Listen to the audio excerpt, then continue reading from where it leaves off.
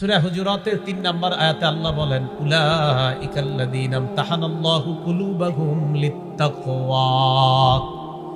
তারা হলো এই সমস্ত বান্দা যাদের অন্তরগুলো আল্লাহ তাকওয়ার জন্য পরীক্ষা করেছেন। তাকওয়ার জন্য পরীক্ষা আয়াত দ্বারা বোঝা যায় তাকওয়া যেই জায়গায় থাকে এই জায়গাটার নাম হলো কলব। তিরমিজির বর্ণনা, আল্লাহ নবী বলেন, আত-তাকওয়া হাহুনা, আত-তাকওয়া হাহুনা। আল্লাহর ভয় এই জায়গায় থাকে, আল্লাহর ভয় এই জায়গায় থাকে, মানে কলব। মসুরির ডাইলের মতো ছোট্ট একটা গোটা, ছোট্ট একটা দানা, এটা হলো কলবের টুকরা। তাহলে হেদায়েতের জায়গা হলো কলব, ঈমানের জায়গা হলো কলব, তাকওয়ার জায়গাও কলব, কোরআনের জায়গাও কলব, ঈমান সাজানোর জায়গাও কলব। এই সব কিছু কলবের মধ্যে। বিপরীত দিকে এবার শোনেন, হিংসার জায়গাও কলব। বলেন, হিংসার জায়গা, গুনাহের জায়গা কলব, অহংকারের জায়গা। হ্যাঁ, মন দিয়ে বুঝেন। সূরা বাকারার 283 নম্বর আয়াতে আল্লাহ বলেন, লা তাকতুমুশ শাহাদা, তোমরা সাক্ষী গোপন করবা না। ওয়া মাইয়াকতুমহা ফাইন্নাহু আসিমুন কলবু, আল্লাহ বলেন যে ব্যক্তি সাক্ষী গোপন করে তার অন্তর গুনাহ করলো।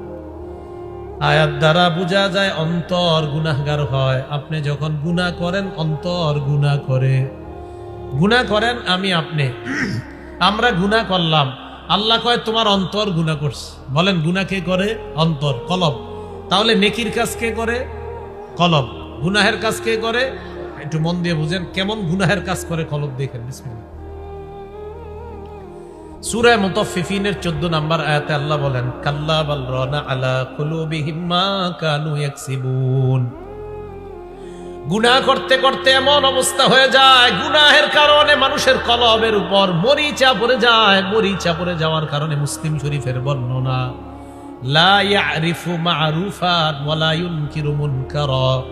মানুষের অন্তরের উপর যখন মরিচা পড়ে যায়, তখন মানুষ ভালো খারাপ পার্থক্য করার আর যোগ্যতা রাখে না। নামাজ আর রোজা আর মদের মধ্যে আর পার্থক্য বুঝে না। এর কাছে নামাজের কথা বলেন আর মদের কথা বলেন, সব এরকম করে, ও আচ্ছা শুনলাম, এরকম ভাবসাব। যখন মানুষ অন্তরের মধ্যে মরিচা পড়ে যায়, কলবের মধ্যে, তখন ভালো খারাপের পার্থক্য আর মানুষ করতে পারে না। আল্লাহ আমাদের কলবগুলা গুনাহমুক্ত রাখার তৌফিক দান করেন। এবার কলবের মধ্যে গুনাহ হইলে সমস্যা কি? সমস্যা হইলে আপনার আমলগুলা বরবাদ হয়ে যাবে। মুসলিম শরীফের 2654 নম্বর হাদিসের বর্ণনা, ক্বালা রাসূলুল্লাহ সাল্লাল্লাহু আলাইহি ওয়াসাল্লাম। মুসলিম শরীফের 2564 নম্বর হাদিসের বর্ণনা।